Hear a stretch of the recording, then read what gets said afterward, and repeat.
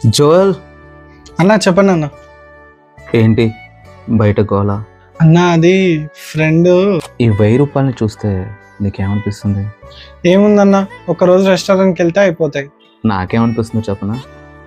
ఒకరోజు మీ నాన్నగారు చెమటోర్చి కష్టపడి తన రక్తాన్ని చిందించి పనిచేస్తే వచ్చే డబ్బు అనిపిస్తుంది. ఈ 1000 రూపాయలు నాకు డబ్బులా కనిపించట్లేదు, మీ నాన్నగారి రక్తం కనపడుతుంది ఇందులో. అన్నా అసలు ఏం చేస్తావు డబ్బులు?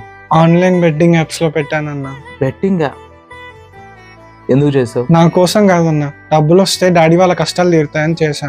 బురదలో ఒక ఆపిల్ పండుని పడేసి తీసుకొచ్చి కడిగి నీకు ఇచ్చి తినమంటే తింటావా? చీ, అలా ఎలా తింటామన్నా? తినం కదా, ఎందుకంటే అది అపరిశుద్ధమైంది. తప్పుడు మార్గాల్లో సంపాదించిన సంపాదన కూడా అలాంటిదే జోయల్. అలా సంపాదించిన సంపాదనతో సుఖపడతాం, సంతోషంగా జీవిస్తాం అని అనుకుంటే అది కేవలం మూర్ఖత.